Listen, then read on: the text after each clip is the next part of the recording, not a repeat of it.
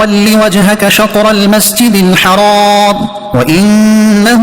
للحق من ربك وما الله بغافل عما تعملون۔ ترجمہ، ارے حبیب تم جہاں سے آؤ اپنا منہ مسجد حرام کی طرف کرو، اور بے شک یہ یقیناً تمہارے رب کی طرف سے حق ہے، اور اللہ تمہارے کاموں سے غافل نہیں۔ ومن حیث خرجت، اور تم جہاں سے آؤ۔ تفسیر صراط الجنان میں ہے، یعنی اے حبیب صلی اللہ تعالیٰ علیہ وسلم، آپ خواہ کسی شہر سے سفر کے لیے نکلیں، بہرحال نماز میں اپنا منہ مسجد حرام یعنی کعبے کی طرف کریں، کیونکہ جس طرح حالت اقامت میں کعبہ کی طرف منہ کرنے کا حکم ہے، اسی طرح سفر میں بھی یہی حکم ہے، اور بے شک کعبہ کو قبلہ بنایا جانا ضرور آپ کے رب کی طرف سے حق اور حکمت کے عین موافق ہے، اور اے مسلمانوں اللہ تعالیٰ تمہارے اعمال سے غافل نہیں، اس لیے وہ تمہیں اس عمل کی بہترین جزا دے گا۔ ومن حيث خرجت فول وجهك شطر المسجد الحرام وحيث ما كنتم فولوا وجوهكم شطره لئلا يكون للناس عليكم حجة إلا الذين ظلموا منهم فلا تخشوهم واخشوني ولأتم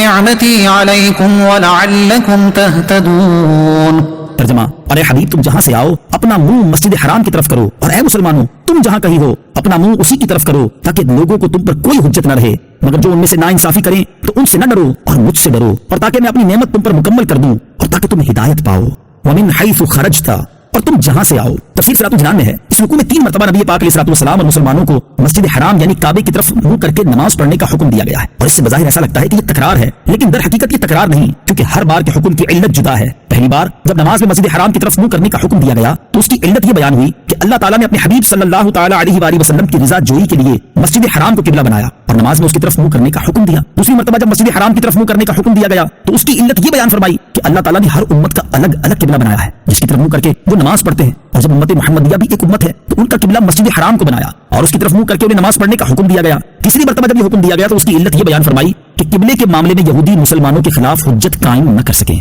وحيث ما كنتم فولوا وجوهكم شطره،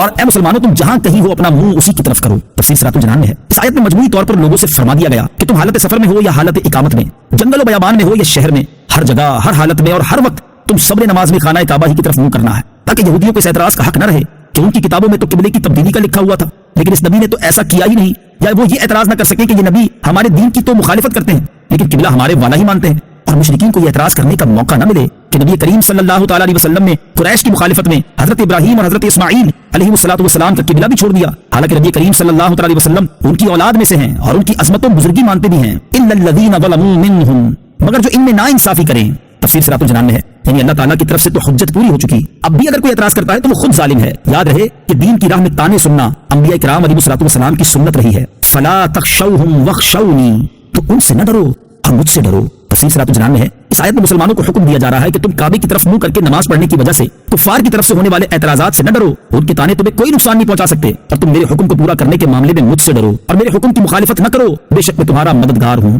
اللہ تعالیٰ کا عذاب ہر وقت پیش نظر رکھنا چاہیے۔ اس آیت سے معلوم ہوا کہ انسان کو ہر وقت اللہ تعالیٰ کا عذاب پیش نظر رکھنا چاہیے، اور کسی بھی کام کو کرنے یا نہ کرنے سے پہلے اس بات پر غور ضرور کر لینا چاہیے کہ یہ کام کرنے یا نہ کرنے سے اللہ تعالیٰ کی رضا حاصل ہوگی یا اس کا نتیجہ اللہ تعالیٰ کی ناراضی کی صورت میں ظاہر ہوگا۔ مروی ہے کہ جب حضرت معاذ بن جبل رضی اللہ تعالیٰ عنہ کی وفات کا وقت قریب آیا تو آپ رضی اللہ تعالیٰ عنہ رونے لگے۔ ان سے پوچھا گیا کہ آپ کو کس چیز نے رلایا؟ آپ نے فرمایا، اللہ کی قسم نہ تو موت کی گھبراہٹ سے رو رہا ہوں اور نہ ہی دنیا سے رخصتی کے غم میں آنسو بہا رہا ہوں، بلکہ میں تو اس لیے روتا ہوں کہ میں نے حضور اکرم صلی اللہ تعالیٰ علیہ وسلم سے سنا کہ 2 مٹھیاں ہیں، ایک جہنم میں جائے گی دوسری جنت میں، اور مجھے نہیں معلوم کہ میں کون سی مٹھی میں ہوں گا۔ حضرت حسن بصری رضی اللہ تعالیٰ عنہ فرماتے ہیں کہ قیامت کے دن ان لوگوں کا حساب آسان ہوگا جو آج دنیا میں اللہ تعالیٰ کی رضا کے لیے اپنا محاسبہ کرتے ہیں۔ وہ اس طرح کے انہیں جب بھی کوئی کام درپیش ہو تو پہلے اس پر غور کرتے ہیں، پھر اگر وہ کام اللہ تعالیٰ کی رضا کے لیے ہو تو اسے کر گزرتے ہیں، اور اگر اس کے برخلاف نظر آئے تو اس سے رک جاتے ہیں۔ پھر فرمایا، اور بروز قیامت ان لوگوں کا حساب کٹھن ہوگا جو آج دنیا میں عمل کرتے وقت غور و فکر نہیں کرتے اور کسی قسم کا محاسبہ کیے بغیر وہ کام کر ڈالتے ہیں۔ ایسے لوگ دیکھیں گے کہ اللہ تبارک و تعالیٰ نے ان کا چھوٹے سے چھوٹا عمل شمار کر رکھا ہے۔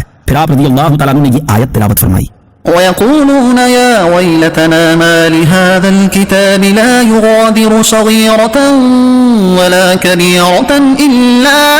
أحصاها۔ ترجمہ، اور کہیں گے ہائے ہماری خرابی، اس نامہ اعمال کو کیا ہے کہ اس نے ہر چھوٹے اور بڑے گناہ کو گھیرا ہوا ہے۔ وَلِأُتِمَّ نِعْمَتِي عَلَيْكُمْ، اور تاکہ میں تم پر اپنی نعمت پوری کروں۔ تفسیر صراط الجنان میں ہے، اس آیت کا خلاصہ یہ ہے کہ اے مسلمانوں، جس طرح اللہ تعالیٰ نے اپنے حبیب صلی اللہ تعالیٰ علیہ وآلہ وسلم کو تمہارا رسول بنایا جو کہ تمہارے سامنے حق کی طرف ہدایت دینے والی آیت تلاوت فرماتے ہیں، رشد و ہدایت کے راستے کی طرف رہنمائی کرتے ہیں، اللہ تعالیٰ کی وحدانیت اور اس کی عظیم قدرت پر قطعی دلائل قائم کرتے ہیں، تمہیں بت پرستی کی نجاست سے پاک کرتے ہیں اور تمہیں وہ چیز سکھاتے ہیں جن سے تم اپنے نفسوں کو پہچان سکو اور ان کا تزکیہ کر سکو۔ اسی طرح مستقل طور پر تمہارے لیے بیت اللہ کو قبلہ بنا دیا تاکہ اللہ تعالیٰ تم پر اپنی نعمت پوری کرے۔ گویا جیسے مسلمانوں کا نبی جدا گانا تھا، ایسے ہی ان کا قبلہ بھی جدا گانا ہو گیا۔ كما